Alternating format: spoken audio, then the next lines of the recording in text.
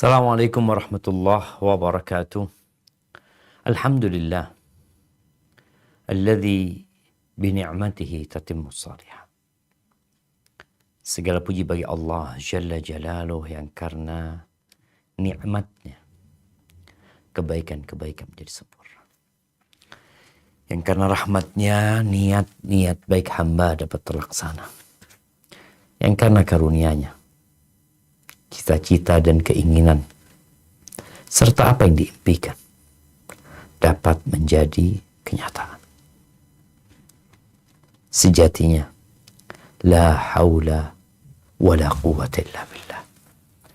Allahumma salli wa sallim ala abdika wa rasulika sayyidina wa maulana Muhammadin wa ala alihi wa ashabihi ajma'in. Amma ba'd. Jamaah rahimakumullah. Kembali kita berjumpa untuk belajar lagi. Dan belajar lagi. Dan kemudian belajar lagi. Karena sejatinya menuntut ilmu itu minal mahdi ilal lahad. Menuntut ilmu itu dari buayan sampai ke liang lahat. Manusia mencari harta, tak kenal lelah. Mencari kuasa, tak kenal capek. Tapi menuntut ilmu, banyak alasan. Dan terkadang kembali kepada ketidaktahuan dia. Bahwa sejatinya, untuk mendapatkan dunia dan akhirat itu membutuhkan ilmu. Berapa banyak orang yang dalam hidupnya membuat pelanggaran. Kemudian pelanggaran lagi. Lalu ketika mendapatkan teguran, dia beralasan, aku nggak tahu, aku nggak ngerti. Kita lihat seorang polisi yang mendapati seorang pengendara melanggar rambu-rambu lalu lintas. Dia ditangkap, dia diberhentikan, kemudian ditanya kenapa kau melakukan itu. Jawab dia, aku nggak tahu, aku nggak ngerti, aku nggak paham. Kalau kau nggak ngerti, jangan berkendara. Banyak di antara kita yang tidak mengerti rambu-rambu kehidupan. Maka jangan hidup. Ketika engkau mau hidup dan mau melanjutkan perjalanan hidupmu, maka engkau harus belajar tentang rambu-rambu kehidupan. Sehingga engkau punya SIM, surat izin mengemudi. Kemana engkau sejatinya akan pergi. Ahibati fillah, mahram. Ya, mahram ini dulu banyak orang yang menyebutnya muhrim. Karena sudah terbiasa ucapan muhrim, akhirnya menjadi sesuatu yang lumrah gitu. Mana muhrim? Kok nggak sama muhrimmu? Padahal muhrim itu artinya orang yang sedang berihram. Menggunakan ihram, masuk untuk melaksanakan ibadah umrah atau haji disebut muhrim. Orang yang mati dalam kondisi muhrim, maka dia akan dibangkitkan pada hari kiamat. Dalam kondisi bertalbiyah kelak pada hari kiamat. Sehingga orang yang muhrim itu ada larangan-larangan yang tidak boleh dia lakukan pada saat dia berihram. Adapun mahram pada hakikatnya sebutan untuk seseorang yang diharamkan untuk dinikahi. Mahram itu sebutan untuk seseorang yang haram untuk dinikahi. Kenapa ada mahram dalam Islam? Kenapa ada orang-orang yang tidak boleh menikah di antara mereka? Itulah Islam. Satu-satunya agama yang benar. Itulah Islam yang datang untuk menyempurnakan maslahat untuk manusia. Itulah Islam yang hadir untuk membimbing umat manusia menuju kepada kesuksesan di dunia dan di akhirat. Namun sayangnya banyak orang yang nggak tahu gitu loh. Atau nggak mau tahu. Jamaah ketahuilah, hidup ini adalah ujian dari Allah Azza wa Jal untuk menguji siapa di antara kita yang paling baik amalan. Bukan yang paling kaya, bukan yang paling sukses dalam dunianya, bukan yang paling tampan, bukan yang paling cantik, bukan yang paling hebat main bola, atau hebat bermain dari banyak bentuk permainan di muka bumi ini. Yang kita lihat manusia mengadakan lomba, turnamen, ya, untuk mendapatkan yang terbaik. Tapi bukan dalam kehidupan, dalam permainan. Liyabluwakum ayyukum ahsanu amala. Allah menciptakan kematian dan kehidupan untuk menguji siapa di antara kalian yang paling baik amalan. Dan buat orang-orang beriman. Dan surga buat orang-orang kafir. Kita lihat bagaimana orang-orang beriman ketika hendak melangkah, dia mendapati ada banyak rintangan.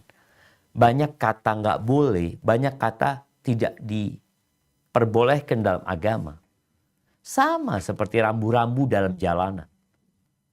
Berapa banyak rambu-rambu yang menunjukkan tidak boleh. Tidak boleh berhenti, tidak boleh menyalip. Tidak boleh menghidupkan klakson.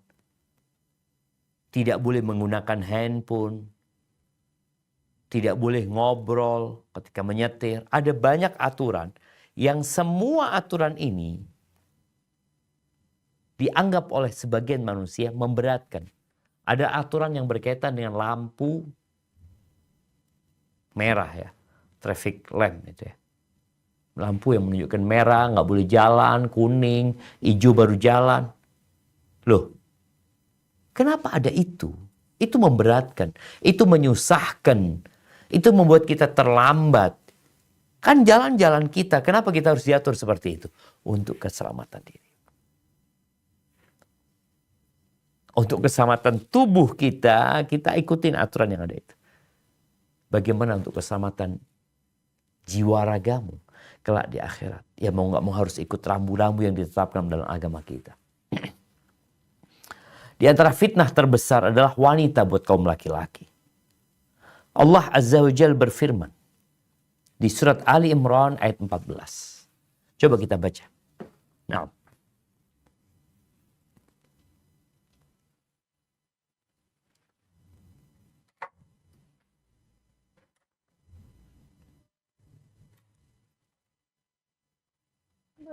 أعوذ بالله من الشيطان الرجيم بسم الله الرحمن الرحيم زين للناس حب الشهوات من النساء والبنين والقناطير المقنطرة من الذهب والفضة والخيل المسومة والأنعام والحرث ذلك متاع الحياة الدنيا والله عنده حسن المآب. Dijadikan indah bagi manusia kecintaan timbun tak terhingga berupa emas, perak, kuda pilihan, binatang ternak dan sawah ladang. Itulah kesenangan hidup di dunia dan di sisi Allah lah tempat kembali yang baik. Allahu Akbar. Telah ditumbuhkan di diri kita kecintaan kepada hal-hal yang menyenangkan. Wanita. Tapi ada aturan ternyata. Ada perintah untuk menundukkan pandangan. Ini berkaitan dengan wanita. Berkaitan dengan anak. Ada aturannya juga, kapan itu anak jadi milikmu, kapan itu bukan anakmu. Berkaitan dengan harta benda, yang manusia kalau sudah rakus, dia lupa dengan aturan. Dia tidak kenal halal dan haram. Padahal hidup ini ujian. Dan kau tidak lama hidup di muka bumi. Fitnah wanita adalah fitnah terbesar buat kaum laki-laki. Bahkan Nabi SAW mengatakan, "Ma taraktu fitnatan ashadda aw adarra ala rijal minan nisa." Aku belum pernah meninggalkan fitnah, ujian yang lebih berbahaya buat kaum laki-laki daripada wanita. Sehingga ada aturan nih, mahram. Kenapa harus ada mahram? Untuk menyelamatkan semuanya. Dan siapa mahram kita? Itu pembahasan kita. Di hadis yang diriwayatkan Imam Bukhari dan Muslim berkaitan dengan mahram, Rasulullah SAW mengatakan, la tusafirul mar'atu illa ma'adhi mahram. Nggak boleh seorang perempuan safar kecuali dengan mahramnya. Wala yudkhal 'alaiha illa wa ma'aha mahram. Dan nggak boleh masuk-masuk ke tempat perempuan kecuali bersama perempuan ini ada mahramnya. Nggak boleh masuk-masuk tuh. Berduaan sama perempuan yang bukan mahramnya, nggak boleh.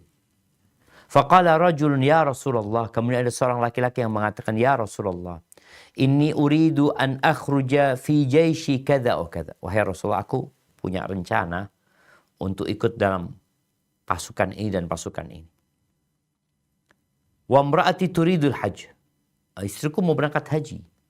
Mana yang harus aku lakukan? Kata Nabi SAW, ukhruj ma'ha. Udah engkau berangkatlah haji bersama perempuan itu, bersama istri.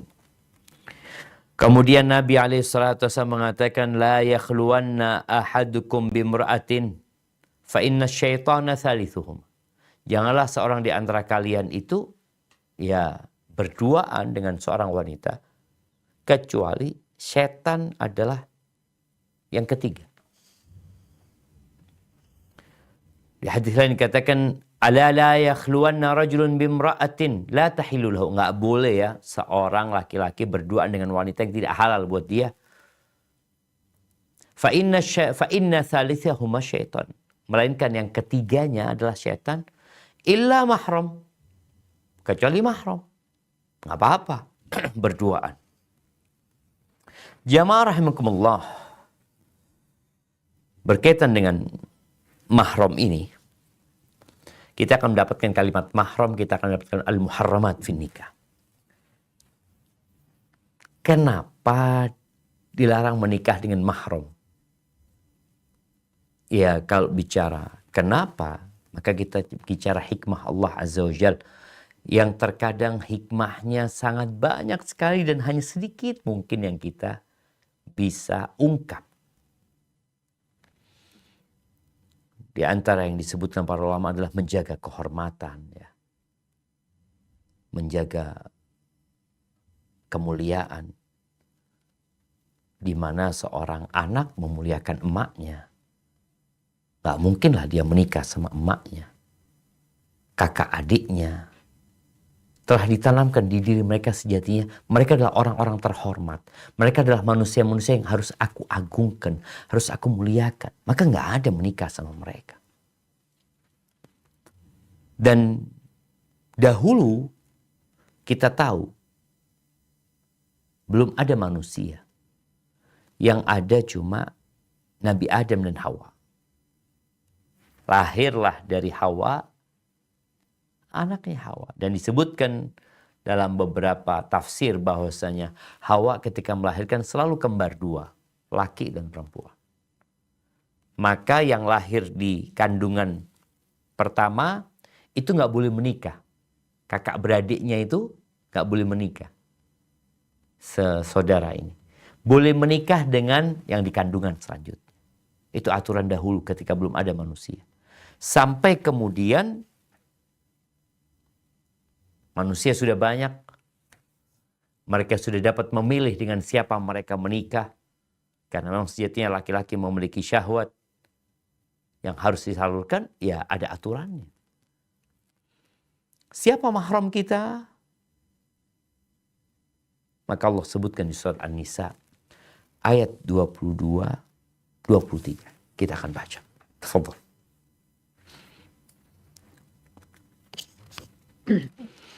Bismillahirrahmanirrahim.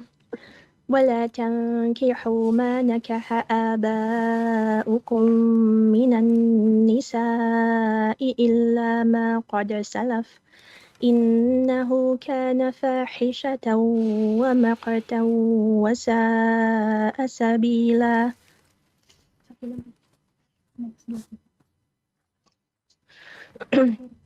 حرمت عليكم أمهاتكم وبناتكم وأخواتكم وعماتكم وخالاتكم وبنات الأخ وبنات الأخت وأمهاتكم اللاتي أرضعنكم وأخواتكم من الرضاعة وأمهات نسائكم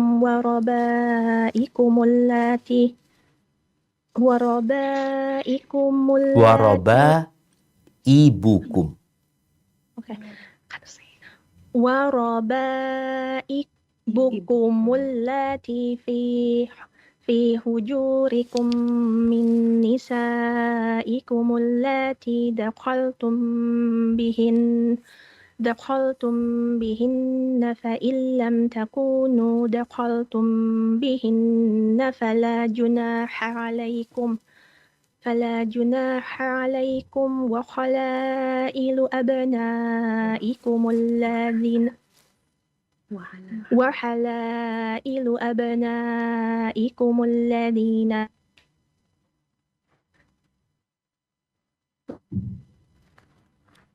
جمعوا بين الأختين إلا ما قد سلف إن الله كان غفورا رحيما.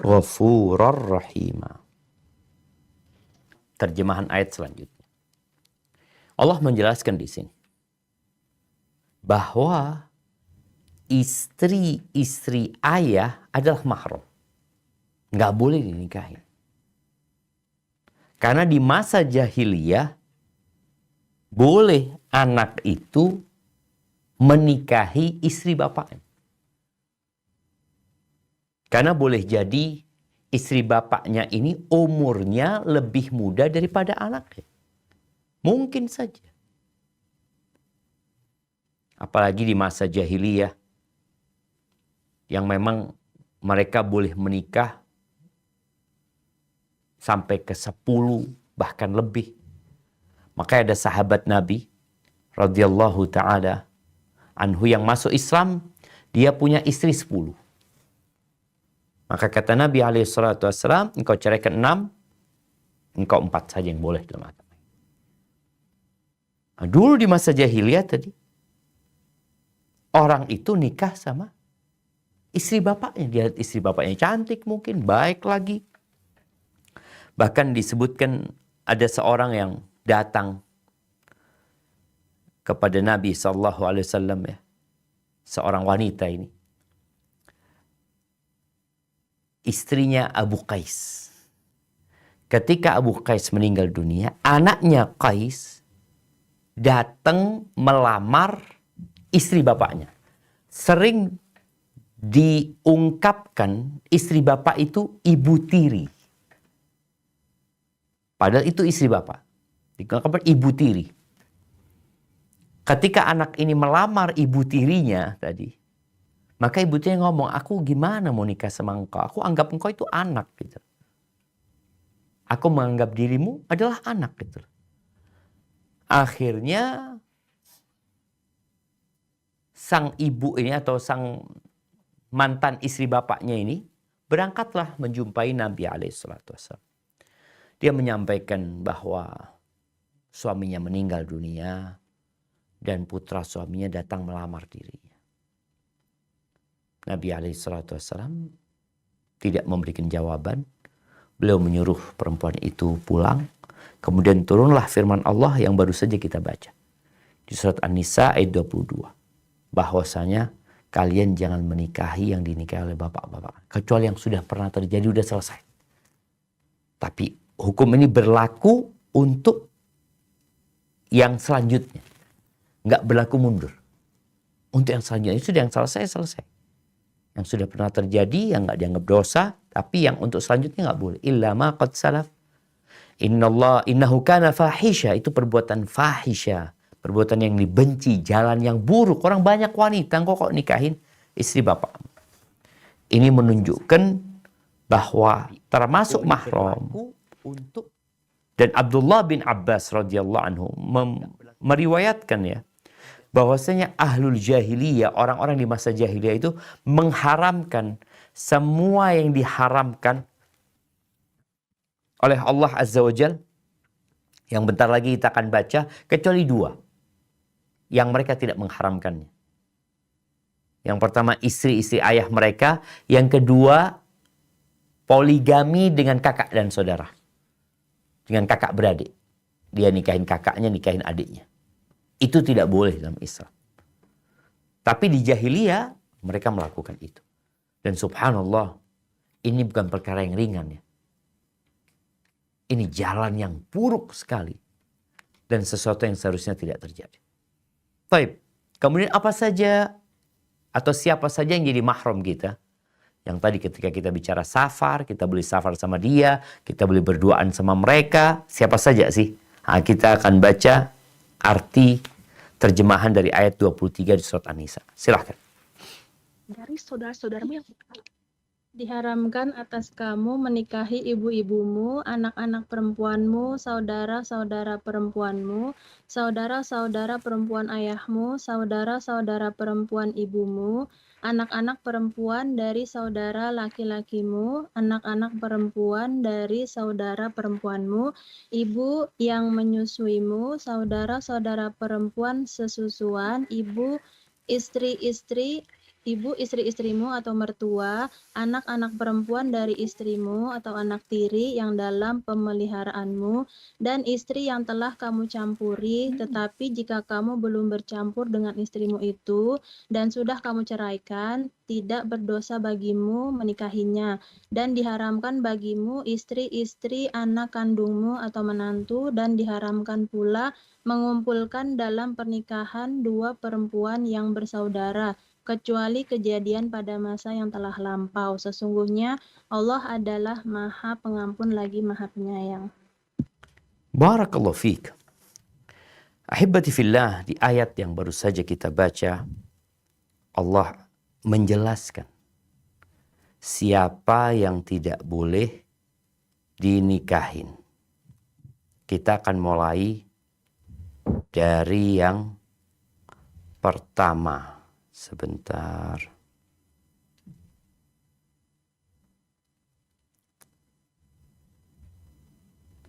Nah. Jadi yang diharamkan, yang jadi mahram ya. Yang jadi mahram ini, pertama mahram ini ada dua. Ada mahram yang selama-lamanya, ada mahram yang nggak permanen. Ada mahram yang permanen, ya ini selama-lamanya dia nggak boleh dinikahi. Jadi ada mahram yang tidak permanen, dia tidak boleh dinikahin. Dan mahram yang tidak permanen ini tidak bisa dijadikan, tetap tidak boleh berduaan dengan dia. Tetap tidak boleh safar dengan dia. Itu untuk mahram yang tidak permanen. Adapun mahram yang permanen, bismillah. Bentar, anak ingin. Mahram yang permanen, yang pertama disebutkan di ayat yang baru saja kita baca, adalah ummahatikum. Atau ummahatukum. Hurrimat alaikum ummahatukum. Ibu kalian. Jadi ini mahram yang permanen, di mana seorang sampai kapanpun tidak boleh menikahi ibunya sendiri. Jadi ini mahram karena nasab. Jadi ada mahram karena nasab, ada mahram karena pernikahan, ada mahram karena susuan. Yang kita bahas pertama adalah mahram yang karena nasab. Nah, mahram yang karena nasab ini disebutkan ada 7. Seperti yang kita baca di ayat itu. Kita hanya ingin mendetailkan ya. Mahram yang nasab itu, yang pertama adalah ibu. Dan ke atas. Ibu ke atas ini berarti ibu, ibunya ibu, ibunya ibunya ibu. Pokoknya ke atas itu semua mahram. Kakek neneknya adalah mahram. Ibu neneknya adalah mahram. Kemudian Allah sebutkan setelah ummahatukum wa banatukum. Anak-anak perempuan kalian. Sampai terus ke bawah. Jadi kalau bicara terus ke bawah, ya cucu, cicit perempuan. Ini yang kita bicara laki-laki ya. Ini ibunya. Kemudian neneknya ke atas sana. Yang kedua adalah putrinya. Dan yang ke bawah. Putrinya dia. Putri anaknya dia. Itu jadi putri dia. Pokoknya ke bawah sampai cicit itu adalah mahram. Kemudian yang ketiga adalah saudari. Allah sebutkan wa akhawatukum. Saudari-saudari kalian. Jadi kalau bicara saudari ini, maka di tiga sisi saudari. Disebutkan saudari kandung, atau saudari seibu, atau saudari sebapak. Pokoknya saudarimu. Ini yang kita bicara diharamkan karena nasab ya. Saudari-saudarimu. Saudari sekandung, saudari sebapak atau saudari seibu. Baik. Kemudian Allah sebutkan itu yang ketiga. Yang keempat, wa ammatukum. Amma ini adalah bibi, tapi dari ayah. Di bahasa Arab itu dibedakan. Anda nggak tahu di bahasa Indonesia kayaknya enggak ya. Jadi bibi dari ayah. Baik ini bibi kandung atau nggak kandung. Tadi sebapak atau seayah. Atau seibu. Bibi. Dari jalur ayah. Kemudian yang kelima ya. Wa khalatukum. Bibi dari jalur ibu. Baik itu bibi kandung atau tidak kandung. Udah 5. Yang keenam, wabanatul akhi. Keponakan. Anaknya saudara laki-laki. Anaknya, putrinya saudara laki-laki. Walaupun ke bawah. Jadi kalau kita punya keponakan, kemudian keponakan ini menikah, punya anak, maka anak keponakan kita mahram sama anak mahram. Kemudian punya anak nikah lagi, ya. Orang nyebutnya apa ya? Cicit keponakan, umpamanya, atau cucu keponakan. Itu mahram sama. Kemudian yang ketujuh, wabanatu al-ukhti. Ini yang ketujuh. Jadi putri-putri saudara perempuan itu mahram. Baik, kita ulangin ya. Jadi mahram yang karena nasab itu ada 7. Yang pertama adalah ibu ke atas, putri kita ke bawah, saudari-saudari kita, baik itu kandung, sebapak, seibu. Kemudian yang keempat adalah bibi dari jalur ayah, baik kandung atau tidak. Kemudian bibi dari jalur ibu, ini disebut khala, itu kandung atau tidak. Kemudian yang keenam adalah putri-putri saudara laki-laki ke bawah, dan juga putri-putri saudari perempuan. Itu ke bawah. Apa dalilnya yang tadi sudah kita baca? Dan ijma' para ulama atas hal ini. Tapi ada satu permasalahan karena kita bicara anak ya. Bagaimana dengan anak zina? Kan disebutkan putri-putri kalian. Ini anak zina gimana gitu loh. Ini bapaknya ngaku berzina dan itu anaknya, kalau sekarang mungkin tes DNA betul itu anaknya dia. Anak zina tapi anak di luar nikah. Maka pendapat jumhur ulama mahram. Nggak boleh dinikahi. Walaupun tidak dinasabkan kepada bapaknya menurut pendapat jumhur ulama. Tapi tetap dia adalah mahram buat sang bapak. Ini bicara tambahan ya. Tambahan pembahasan tentang anak zina tadi. Taib.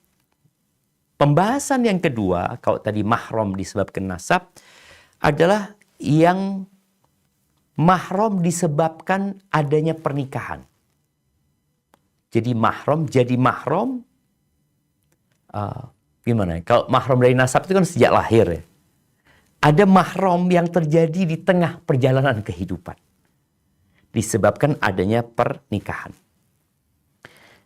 Yang pertama adalah wa ummahatu nisaikum. Di ayat yang tadi kita baca juga sama. Yaitu ibunya istri. Ibunya istri setelah sang suami ini ngumpulin putrinya. Nah, ibunya istri setelah dia masuk sama putrinya. Itu jadi mahram. Nah, wa ummahatu nisaikum yang Allah sebutkan ya. Apabila sudah masuk sama putrinya, maka jadi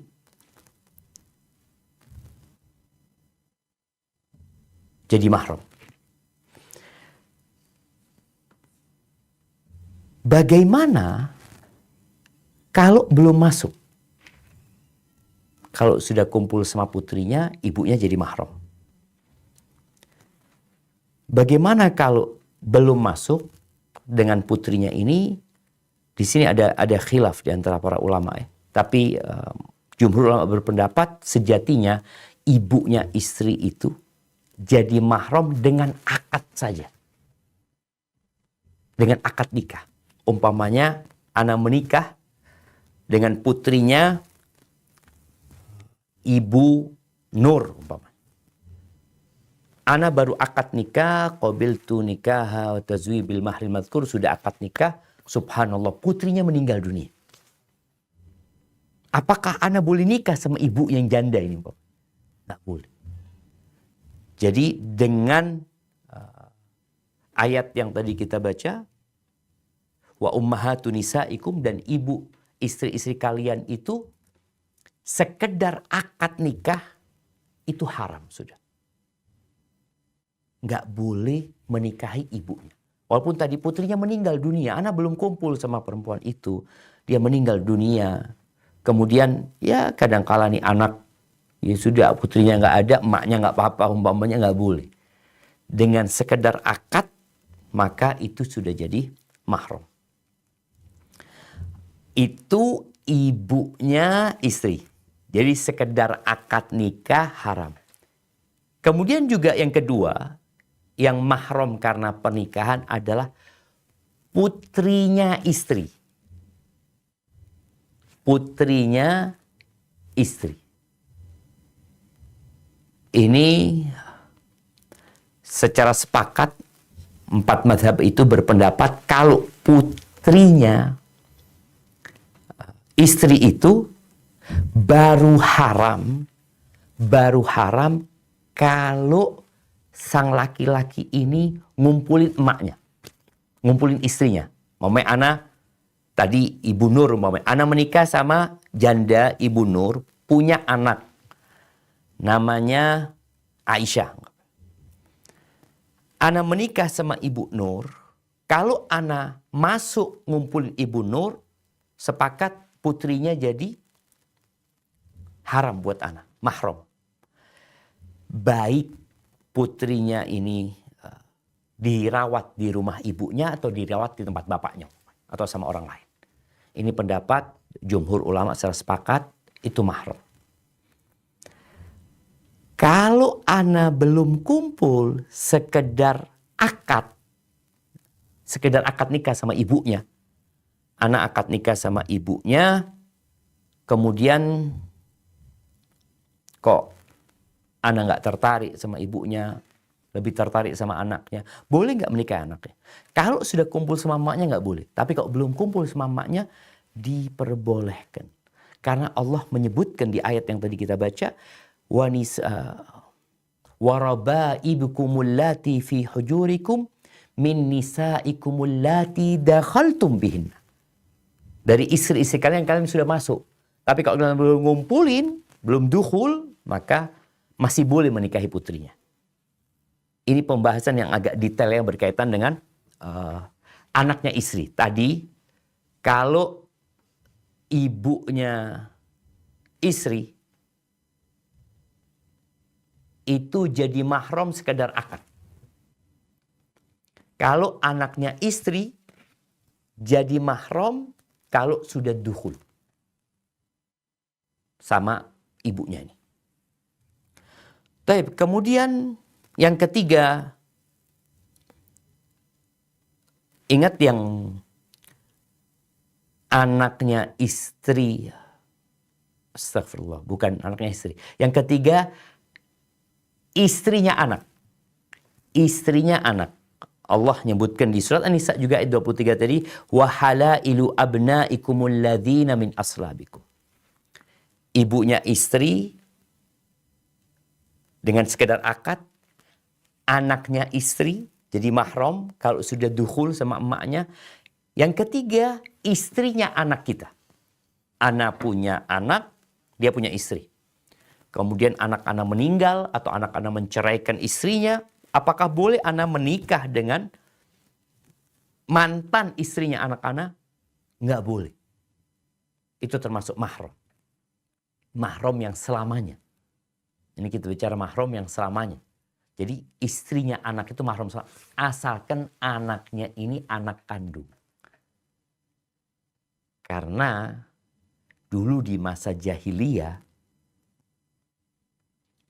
istrinya anak angkat pun mahram.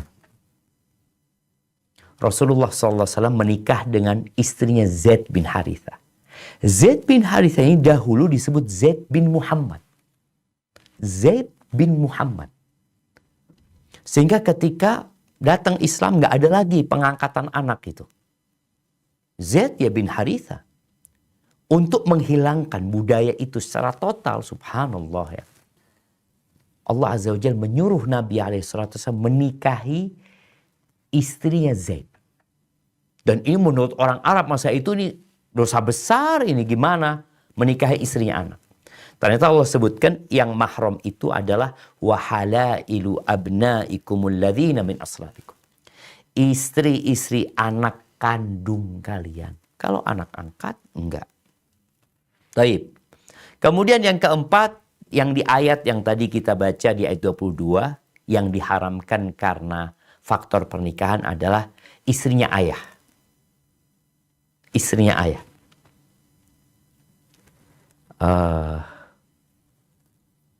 Ibunya istri, anaknya istri, ibunya istri, anaknya istri, istrinya anak, istrinya bapak.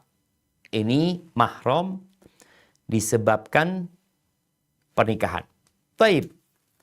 Kita udah sebutkan yang mahram disebabkan nasab, kemudian yang mahram disebabkan pernikahan. Yang ketiga, mahram yang sebabnya adalah susuan.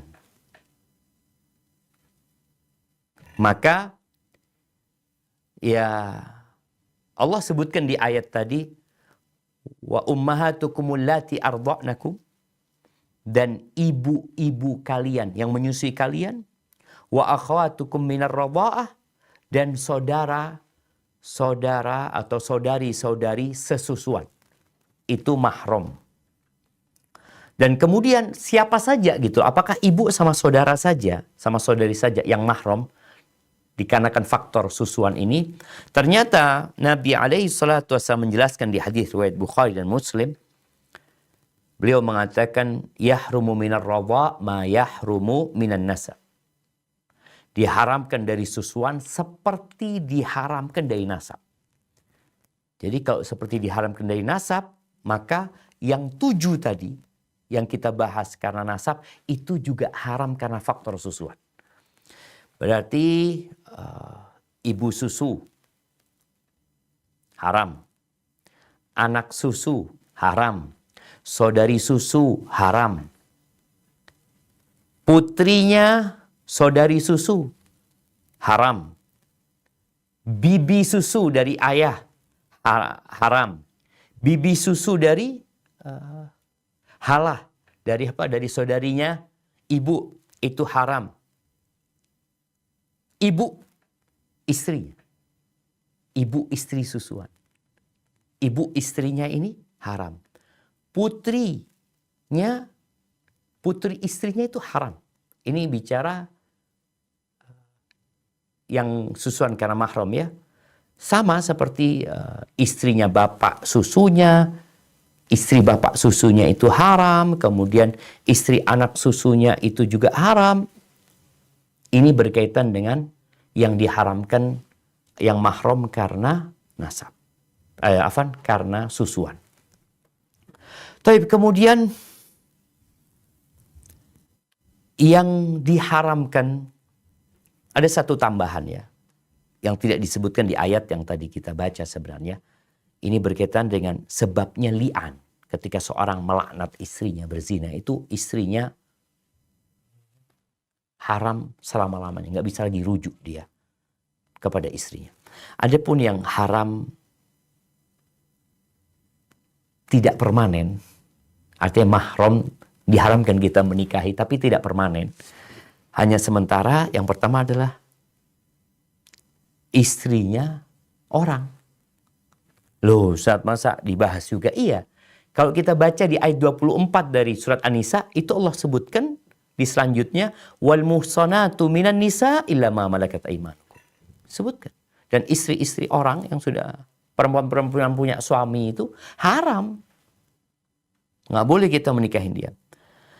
Kemudian yang haram juga perempuan yang sedang dalam masa iddah. Itu nggak boleh. Itu mahram. Artinya diharamkan kita untuk menikahinya sampai iddahnya selesai. Kemudian ia termasuk haram adalah mengumpulkan kakak beradik. Jadi ketika ana menikah dengan istri ana, kakaknya haram buat ana untuk dipoligami, digabungkan. Tapi bukan mahram yang kita boleh kumpul berduaan sama dia. Enggak. Begitu pula mengumpulkan keponakan sama ammatinya. Ana nikah sama istri ana, dia punya ammati, ana nggak boleh mengumpulkan. Itu mahram yang muakkad, yakni mahram yang tidak permanen ya. Apa istilah tidak permanen itu? Temporer ya, yang temporer seperti itu. Taib, kemudian terakhir jemaah, apa yang boleh dilihat oleh mahram? Setelah kita tahu mahram itu siapa, ingat kita sekarang apa yang boleh terlihat oleh mahram ini? Oleh mahram yang permanen, yang selama-lamanya. Allah berfirman di surat An-Nur ayat 31, coba kita baca. Nah.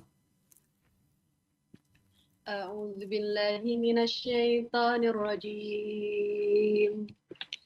وقل للمؤمنات يغضضن من أبصارهن ويحفظن فروجهن ولا يبدين زينتهن إلا ما ظهر منها وليضربن بخمورهن على جيوبهن ولا يبدين زينتهن إلا لبعولتهن أو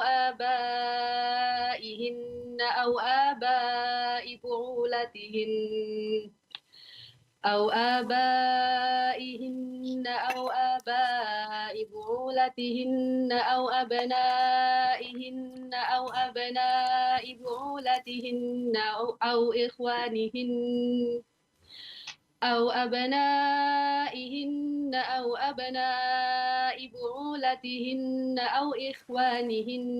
بني إخوانهن أو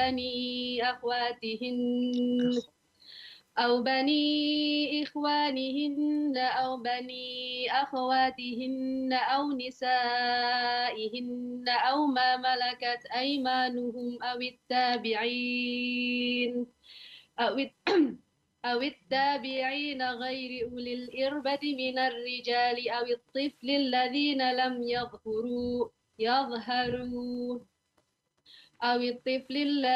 لم يظهروا على عورات النساء ولا يضربن بأرجلهن ليعلم ما يخفين من زينتهن وتوبوا إلى الله جميعا أيها المؤمنون لعلكم تفلحون.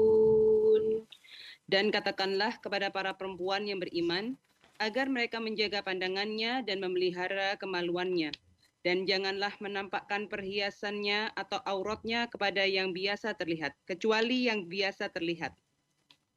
Dan hendaklah mereka menutupkan kain kerudung ke dadanya. Dan janganlah menampakkan perhiasannya atau auratnya kecuali kepada suami mereka, atau ayah mereka, atau ayah suami mereka, atau putra-putra mereka, atau putra-putra suami mereka, atau saudara-saudara laki-laki mereka, atau putra-putra saudara laki-laki mereka, atau putra-putra saudara perempuan mereka, atau para perempuan sesama Islam mereka, atau hamba sahaya yang mereka miliki, atau para pelayan laki-laki tua yang tidak mempunyai keinginan terhadap perempuan, atau anak-anak yang belum mengerti tentang aurat perempuan. Dan janganlah mereka menghentakkan kakinya agar diketahui perhiasan yang mereka sembunyikan. Dan bertobatlah kamu semua kepada Allah, wahai orang-orang yang beriman, agar kamu beruntung. Barakallahu fiik. Di sini juga ada penyebutan tentang mahram yang berkaitan dengan diperbolehkannya wanita menampakkan auratnya. Aurat di sini Allah sebutkan janganlah mereka menampakkan perhiasan mereka. Ini perhiasan mereka yang tersembunyi. Kalau perhiasan yang di luar itu ya kecuali memang biasa nampak pakaiannya kelihatan ya. Buat orang-orang nggak bisa ditutupin. Tapi ada perhiasan tersembunyi seperti kalung ya. Karena sebagian orang sekarang kalungnya ditaruh di luar bajunya. Padahal kalung itu sebenarnya di dalam baju. Ketika seorang wanita di rumah dan dia buka kerudungnya, kelihatan kalungnya di lehernya, kelihatan antingnya di telinganya, kelihatan mungkin gelangnya.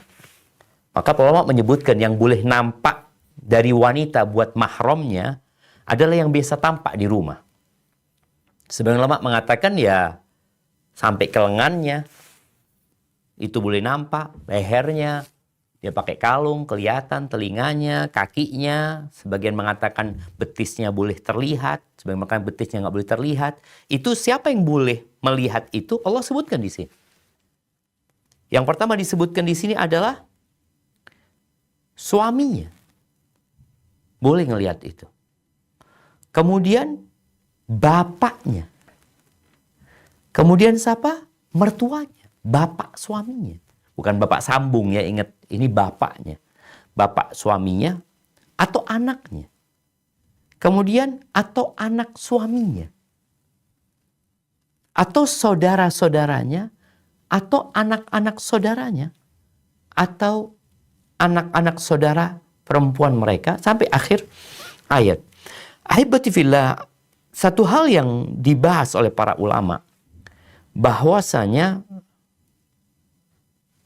para mahram itu bertingkat-tingkat hubungan kekerabatannya dengan perempuan ini. Dan juga berkaitan dengan fitnah yang mungkin bakal timbul. Maka hendaklah memperhatikan, nggak sama seorang mertua dengan bapak sendiri. Sama-sama mahram. Tapi karena hubungan kedekatannya nggak sama, maka hendaklah para wanita berhati-hati ketika dia berpakaian di hadapan mertua sama di depan bapak. Itu perlu ada pertimbangan pakaian apa yang dia pakai. Kemudian juga di depan anaknya sendiri sama di depan anak suaminya. Itu juga berbeda walaupun sama-sama mahram, tapi mereka bertingkat-tingkat sehingga terus terang banyaknya terjadi perzinaan, perselingkuhan kadangkala disebabkan kita tidak menjaga aturan ini dalam berpakaian.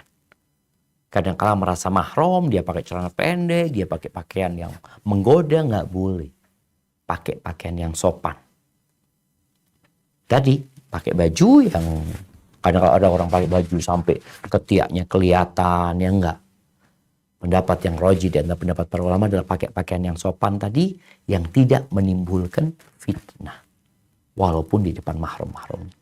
Tapi itu mungkin yang bisa kita bahas pada kesempatan kali ini. Tapi yang jelas pembahasan kita menjadi ilmu yang harus kita amalkan. Dan semoga dengan seperti itu Allah mengangkat derajat kita.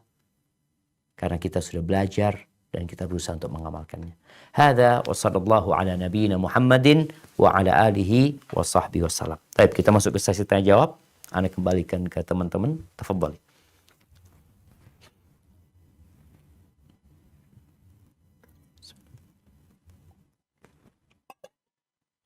Barakallahu fiik Ustadz, kami dari Brisbane.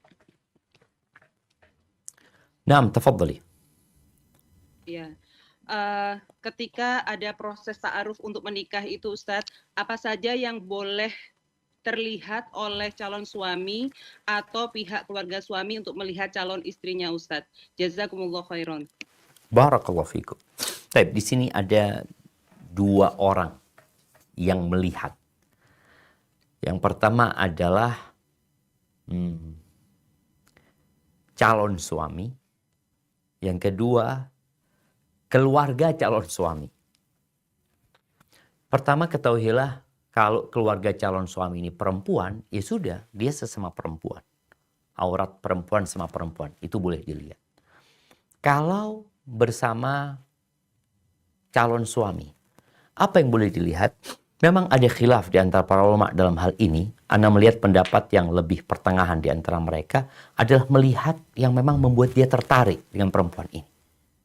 Apa yang biasanya membuat dia tertarik? Ya wajahnya, rambutnya umpamanya, kemudian kakinya mungkin sampai betis. Dia mau lihat betis perempuan itu karena ada, mungkin ada perempuan yang betisnya besar ya, katanya betis itu menunjukkan tentang postur tubuh perempuan tersebut. Jadi pakaian rumah lah. Dia pakaian rumah, silakan dinadhor. Tapi syarat nadhor itu juga nggak sembarangan. Yang pertama memang ada niatan menikah dengan perempuan ini.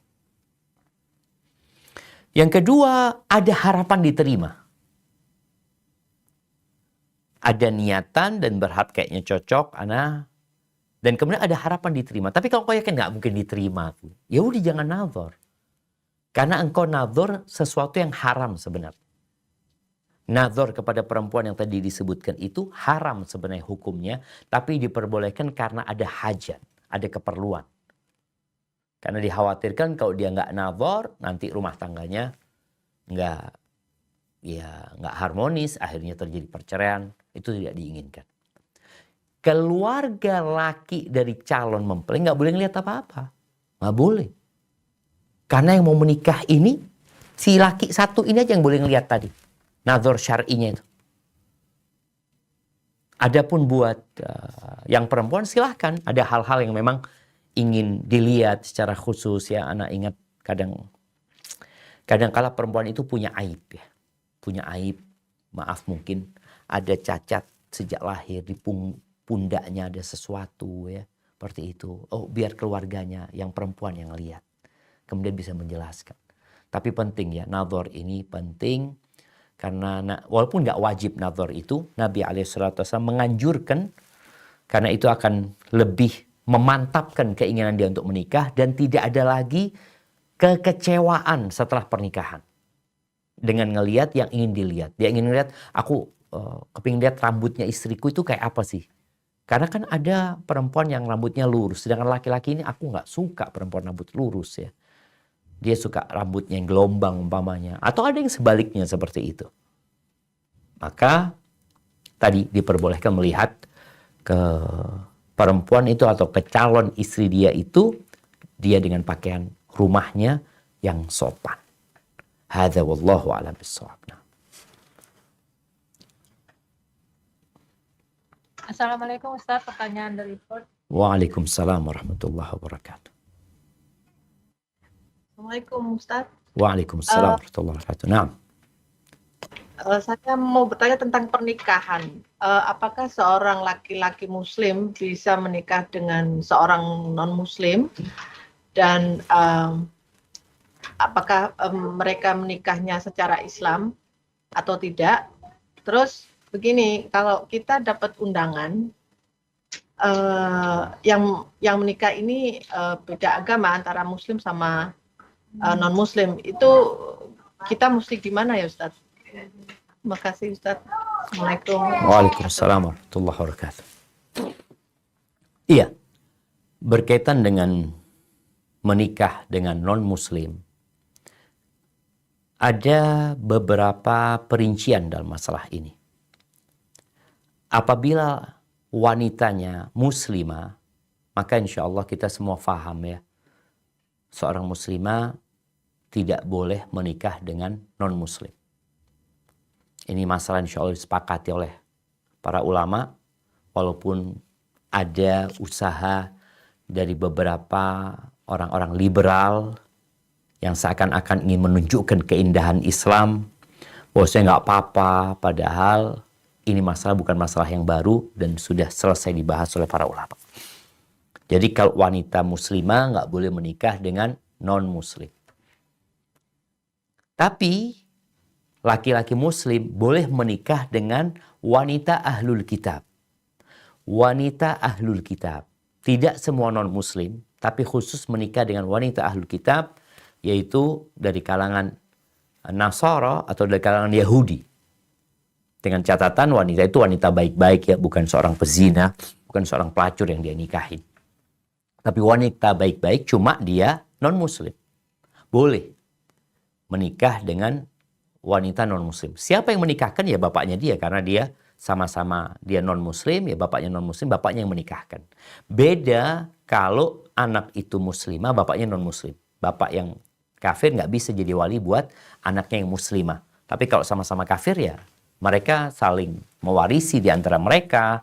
Mereka dapat menjadi wali. Dalilnya apa? Dalilnya Allah sebutkan di surat Al-Ma'idah ya. Ayat 4. Di ayat 5 afwan. Al-Ma'idah ayat 5. Mohon ditampilkan. Surat Al-Ma'idah ayat 5. Surat Al-Ma'idah ayat 5. Di sini Allah menjelaskan itu diperbolehkan, dihalalkan. Kita nggak boleh ya sembarangan mengatakan ini halal, ini haram. Siapa kita? Kita ini hamba. Hendaklah kita mengikuti aturan. Sebagaimana seorang tadi kita bicara rambu-rambu lalu lintas, engkau harus ikut aturan yang ada, bukan engkau ngarang. Baik, kita akan baca. Tafadhal. Nah.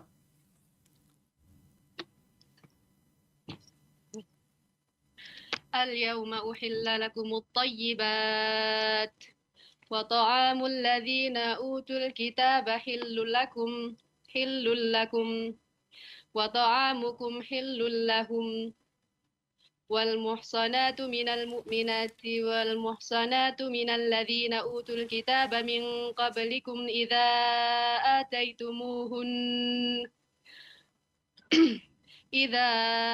آتيتموهن أجورهن محسنين غير مسافحين ولا متخذي أخدان ومن يكفر بالإيمان فقد حبط عمله وهو في الآخرة من الخاسرين.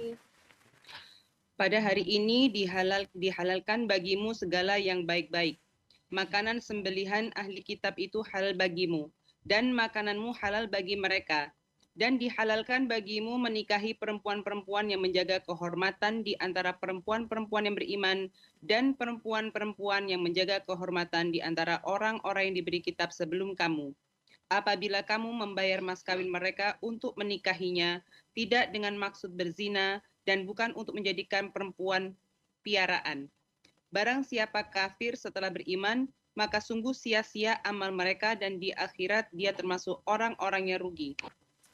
Barakallahu fiik. Jelas di sini tentang dihalalkannya menikahin wanita ahlul kitab. Walaupun tidak dianjurkan ya, dihalalkan. Dan itu beresiko sebenarnya. Karena Nabi SAW ketika memberikan arahan kepada para sahabat, wanita dinikahin karena 4 hal, yang keempat karena faktor agamanya. Gimana kau menikah dengan ahlul kitab? Bagaimana dengan anak-anakmu nantinya? Ada banyak yang jadi pertimbangan. Harapannya memang dia itu masuk Islam nanti ketika suaminya memberikan contoh yang baik ya. Ya Allah jemaah ya. Ini para istri juga ya. Para istri hendaklah selalu memberikan contoh yang baik ya. Karena ada kisah seorang pembantu. Ini seorang syekh cerita, kayaknya di Arab sana. Mereka punya pembantu non-muslim, ada di rumah mereka. Suaminya ini, suami keluarga itu, setiap Jumat selalu memberikan voucher pulsa ya, buat pembantunya itu. Agar dia bisa telepon keluarganya. Dulu kan masih voucher yang dari, card yang digesek tuh ya. Setiap Jumat dia kasih. Setelah bertahun-tahun, akhirnya suami lagi pulang, istrinya ngomong, ada satu hal yang menakjubkan di rumah kita. Apa? Pembantu kita mau masuk agamamu, kata dia. Gimana ceritanya? Dia ngomong, aku mau masuk ke agama suamimu, kata dia. Loh, agama suamiku sama dengan agamaku, kata dia. Enggak sama, kata dia. Enggak sama. Suamimu itu tiap Jumat dia ngasih aku ya, memperkenankan untuk telepon sama keluarga. Sedangkan kalian mempekerjakan aku siang malam, suruh kerja terus, kata dia. Akhirnya dia tertarik untuk masuk ke agama suaminya. Maka tolong tunjukkan agama Islam, agama yang indah tadi. Harapannya ketika seorang laki-laki yang faham agama, yang ngerti agama, menikah dengan wanita ahlul kitab, harapannya mudah-mudahan dia masuk Islam. Walaupun ketika dia nggak masuk Islam pun pernikahannya tetap sah. Karena ada sahabat-sahabat yang menikah, bahkan dikatakan Utsman bin Affan itu menikah dengan Furaifisa ya. Itu ketika dia masih non-muslim. Tapi kemudian dia masuk Islam nantinya dan menjadi seorang muslimah yang kuat. Kalau kita diundang sama saudara kita yang muslim, yang menikah dengan muslim, boleh kita datang. Karena kita diundang sama saudara kita selama di tempat acara itu tidak ada kemungkaran. Alhamdulillah. Seperti itu. Hadza wallahu a'lam bissawab. Barakallahu fiik Ustadz dari Sydney. Naam, tafadhali. Wa fiik wa barak. Begini Ustadz, misalnya bapak kita yang umurnya udah tua gitu ya Ustadz, di atas 80 tahun, mau menikah dengan perempuan sekitar umur 50-60 misalnya Ustadz. Tapi bapak kita ini udah tua Ustadz, terus kalau secara kasat mata pantasnya tidak kumpul gitu ya Ustadz. Nah, apakah anak-anaknya ini menjadi mahram istrinya bapak? Karena nggak mungkin nanya gitu Ustadz. Dalam artian nggak mungkin nanya apa? Melihat rambut, nanya masa bapak kumpul enggak gitu kan nggak mungkin ya Ustadz. Loh, Maksudnya gini, kalau tunggu, istrinya bapak itu mahram, mau kumpul nggak kumpul, istrinya bapak itu mahram. Oh, katanya kalau nggak kumpul berarti ke anak-anaknya nggak mahram. Gimana Ustadz tadi? Jadi Bingung. Bicara dukhul, masuk ya. Ini bicara masuk itu. Masuk itu pokoknya udah sekamar ya, di kamar itu sebagai suami istri. Urusan dia melakukan itu atau tidak, itu bukan urusan kita. Tapi kalau sudah dukhul, makanya memang para ulama berbeda pendapat ya dalam masalah ini. Tapi Anda lihat pendapat yang lebih rajih ketika sitar sudah ditutup, pintu sudah dikunci, mereka sudah berduaan di sana, maka itu adalah istrinya bapak. Iya, iya. Seperti itu. Baik, Ustaz. Kirain iya, oke. Jazakallah khair. Iya, jadi nggak perlu diperiksa. Kumpul nggak? Itu istrinya bapak. Jadi kalau sudah pintu ditutup, mereka sudah berduaan. Kemudian jamaah. Ini buat anak-anak ya. Orang tua kita ketika sudah berumur dan dia nggak punya istri, nikahkan dia. Nikahkan. Boleh jadi dia tidak berpikir urusan ranjang. Tapi dia butuh ada orang yang mendampingi dia. Boleh jadi dia menginginkan ada orang yang bisa seperti istrinya yang dulu. Yang merawat dia. Yang itu tidak bisa dilakukan sama anak-anaknya. Anak-anaknya tidak bisa dan tidak akan pernah bisa menjadi seperti istri. Tetap ada batasan-batasan. Kalau sudah jadi istri, nggak ada batasan-batasan. Hadza wallahu a'lam bissawab. Nah.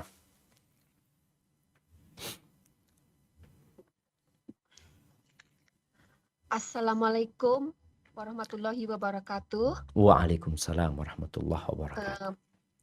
Kami dari Al-Ihya di Melbourne. Ada pertanyaan ini Pak Ustadz. Nah. Misalkan ibu saya menikah kedua kalinya. Terus apakah istri dari kakak saya itu mahram dan boleh bersalaman atau buka jilbab di depan bapak tiri saya? Bapak sambung kalau gitu ya? Iya, bapak sambung. Iya, yang jadi pertanyaan siapa? Yang boleh istri buka? Istri dari kakak saya, kakak kandung saya. Istri dari kakak kandung. Nah, Yes. jadi menantunya ibu ya? Iya. Menantunya ibu. Nah, jamaah, seperti yang kita bahas tidak. Jadi bukan mahram. Jadi bapak sambung itu bukan mahram. Oh, bukan itu. Bahasanya kalau kita sebutkan bapak sambung, akhirnya jadi kok kayak bapak ya. Enggak, dia itu adalah suaminya ibu. Apakah suaminya ibu mahram sama menantunya ibu? Enggak. Mereka bukan mahram. Dia mahram sama anak-anaknya ibu, iya. Tapi tidak mahram sama istri-istri mereka. Jadi dia mahram sama anaknya ibu. Bapak itu mahram sama yang bertanya tadi, mahram. Kemudian mahram sama ya anak-anaknya yang lainnya, tapi sama menantu maka tidak mahram. Hadza wallahu a'lam bissawab. Nah.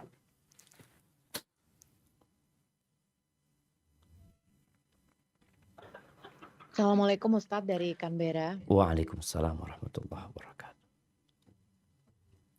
Pertanyaannya, sering kita mendengar pendapat bahwa anak laki-laki itu milik ibunya sampai kapanpun. Mohon diberi penjelasan Ustadz, karena yang beredar arti dari tersebut itu ada yang menyatakan bahwa sampai kapanpun ibu itu merupakan tanggung jawab anak laki-laki. Atau ada juga pendapat yang mengatakan bahwa apabila dalam rumah tangganya nanti anak laki-laki itu secara materi kekurangan, itu masih menjadi tanggung jawab si ibu. Nah itu bagaimana Ustadz? Mohon penjelasannya. Terima kasih. Jazakallah khair. Masya Allah, barakallahu fiik. Iya. Yang pertama, berkaitan dengan anak ya. Anak ini mau laki, mau perempuan, mau sudah menikah, mau belum menikah, anak-anak itu punya kewajiban berbakti kepada ayah bundanya. Bukan hanya ibu saja. Kepada ayah bundanya. Mau anak laki-laki atau anak perempuan. mau sudah menikah atau belum menikah. Karena Allah Azza wa Jalla mengatakan wa qadha rabbuka alla ta'budu illa iyyah wa bil walidaini ihsana.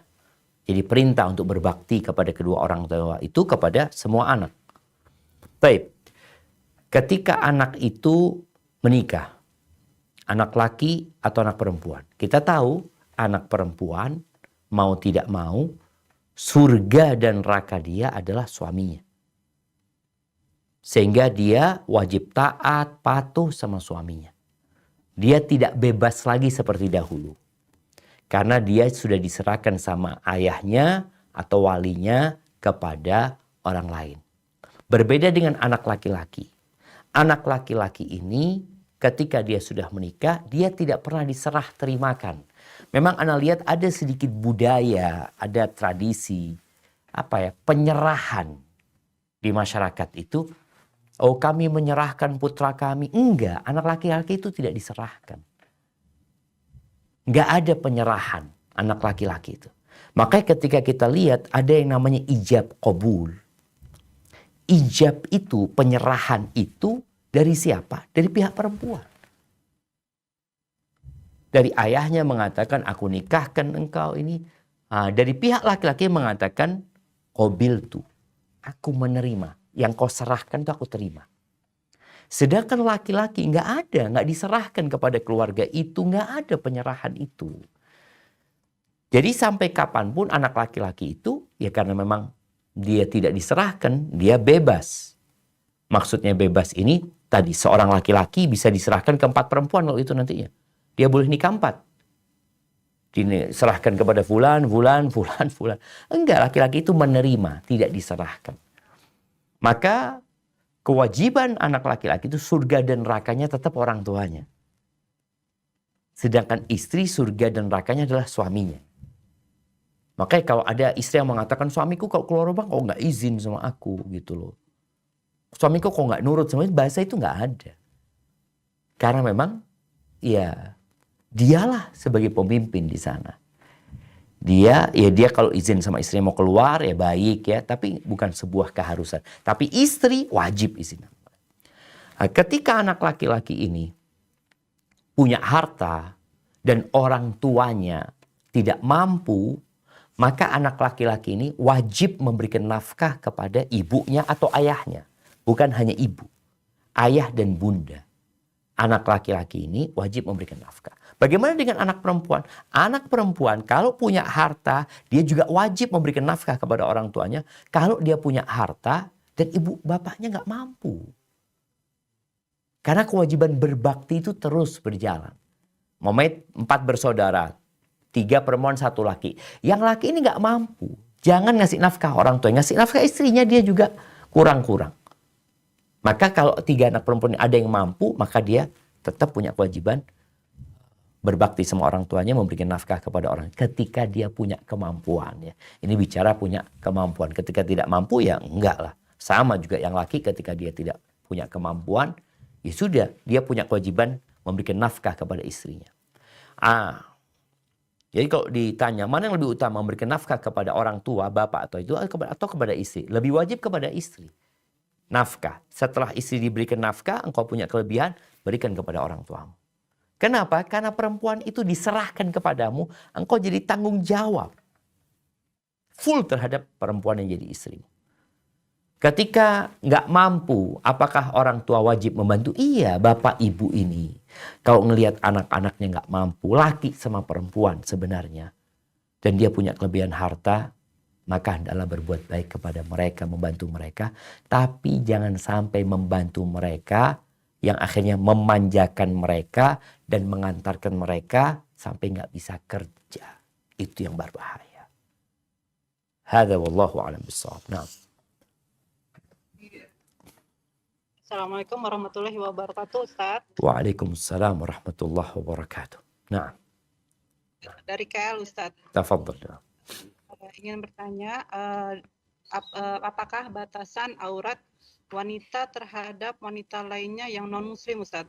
Apakah disamakan dengan perempuan atau laki-laki, Ustaz? Jazakallahu khair. Nah, masalah ini ada khilaf di antara para ulama ya. Berkaitan dengan ayat yang tadi kita baca di surat An-Nur ya. Di ayat 31 di mana Allah Azza wa Jal menyebutkan au nisaihim atau wanita-wanita mereka. Apakah wanita-wanita mereka ini khusus buat wanita muslimah saja? Sehingga para ulama mengatakan ya terhadap wanita non-muslim auratnya berbeda. Tapi banyak ulama mengatakan enggak.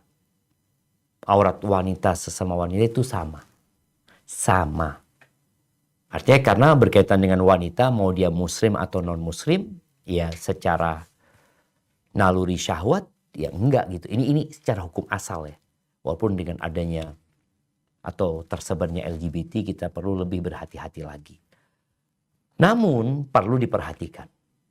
Kalau ada wanita non-muslim, jadi pendapat yang rajih buat ana ya setelah ana menimbang itu perempuan non-muslim sama muslim sama. Auratnya, batasan auratnya. Tapi ada catatan.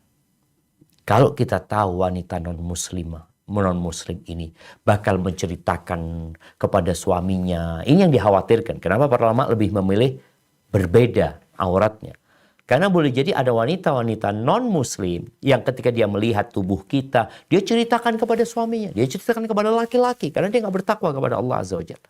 Maka hendaklah dalam kondisi seperti itu kita menutup aurat terhadap wanita-wanita non-muslim yang dikhawatirkan nanti mereka akan menceritakan kepada orang lain.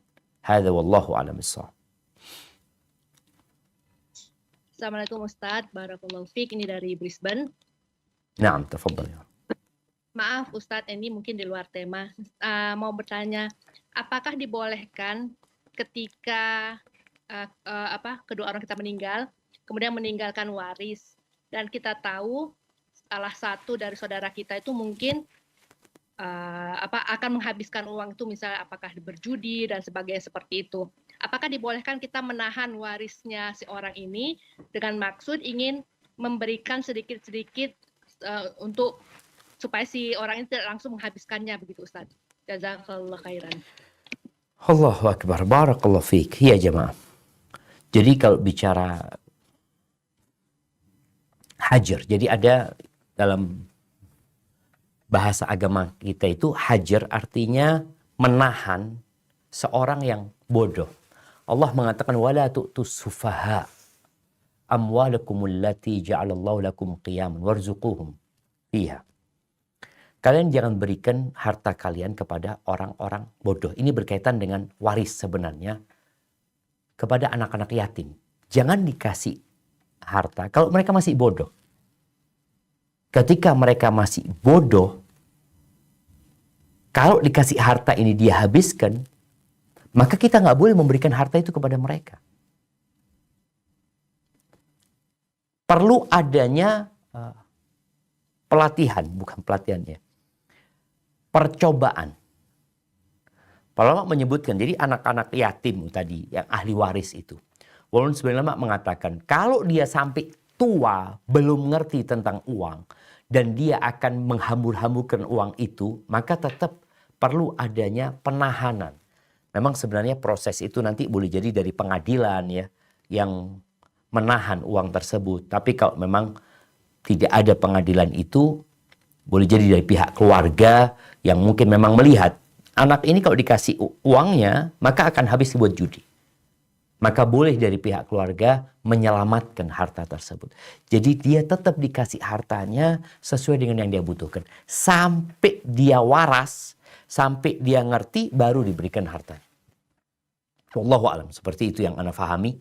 Jadi hajar itu sebenarnya tadi boleh jadi dari pihak pemerintah yang melakukan penertiban ya, supaya anak-anak itu tidak menghambur-hamburkan uangnya, tapi dari wali, dari keluarga juga diperbolehkan, sehingga jangan sampai anak itu dikasih harta dan hartanya habis, kemudian dia akan merongrong keluarganya lagi, dan ini menjadi penyakit di masyarakat nantinya. Dan juga para orang tua Kalau tahu anaknya itu belum jangkep akalnya, anaknya itu belum faham uang ini mahal, uang ini berharga, orang ini nyarinya capek, maka anak itu jangan kasih uang kecuali untuk kebutuhan dia. Percobaannya itu coba kasih 100.000 tuh anak.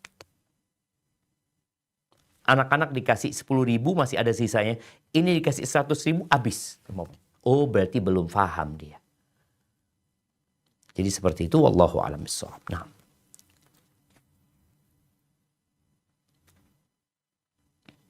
Assalamualaikum Ustaz. Pertanyaan kedua dari Waalaikumsalam warahmatullahi wabarakatuh. Ahlan wa sahlan. Assalamualaikum Ustaz. Waalaikumsalam. Saya mau bertanya, apakah seorang anak, misalnya saya tuh mau mengunjungin keluarga saya yang di Indonesia,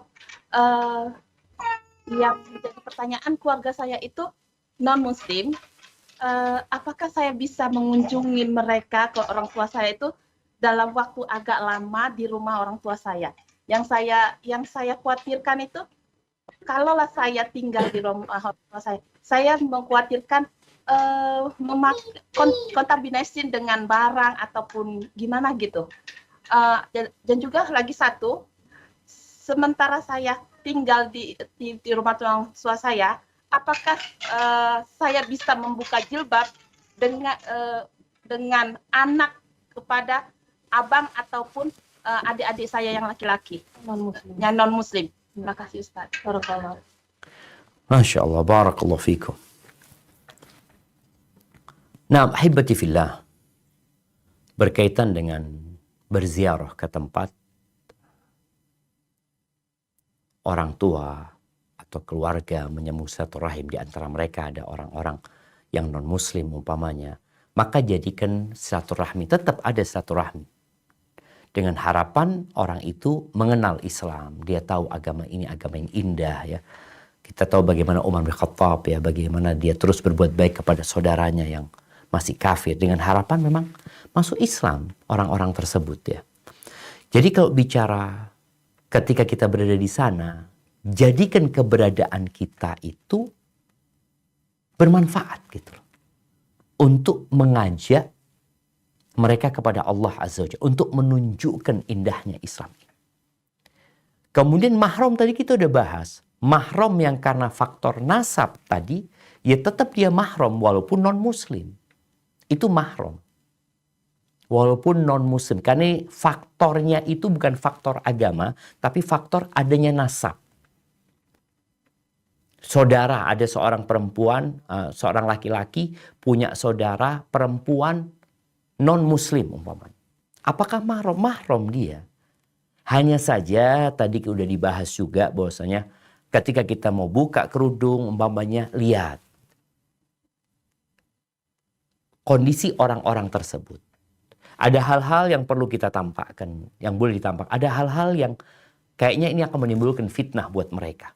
Apalagi mereka orang-orang yang ponakan yang non-muslim yang dikhawatirkan dia memahami tidak benar nantinya yang dilakukan oleh bibinya ini umpamanya. Maka hendaklah itu menjadi bahan pertimbangan. Tapi kalau bicara mahram tadi, ya mahram walaupun non-muslim tetap dia mahram.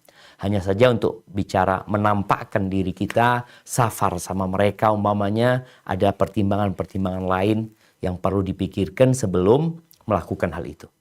Karena terkadang fitnah yang berbahaya terjadi. Hadza wallahu a'lam bishawab. Nah.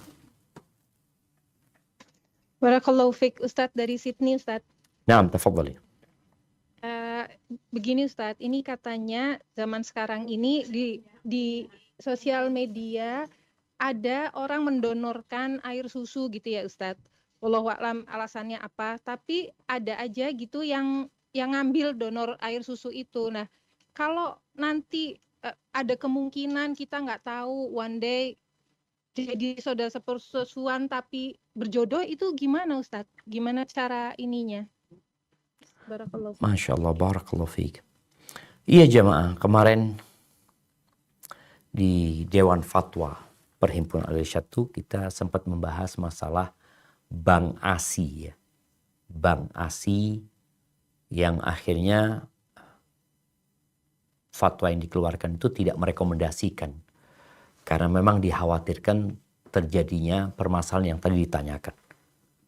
Pemahroman yang nggak jelas nantinya. Kalau nanti menikah sesama saudara susu gimana?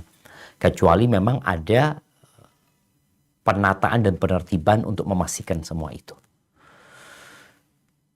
Kalau tadi ada yang donor, maka bagaimana supaya kita terhindar? Maka kita jangan ambil itu donor.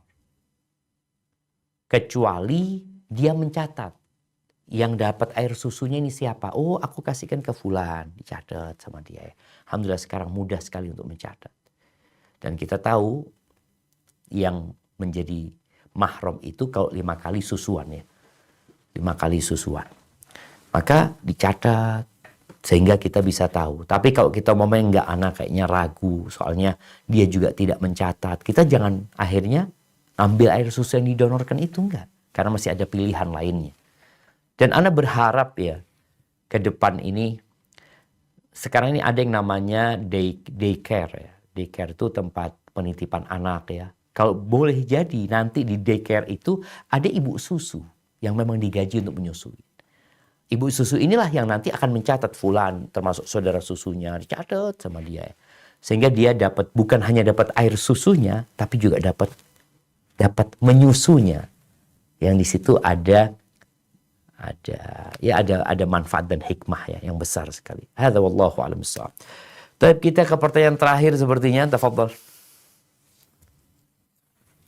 Assalamualaikum warahmatullahi wabarakatuh. Waalaikumsalam warahmatullahi wabarakatuh. Nah. Kita dari Melbourne, Pak Ustadz. Ini ada pertanyaan.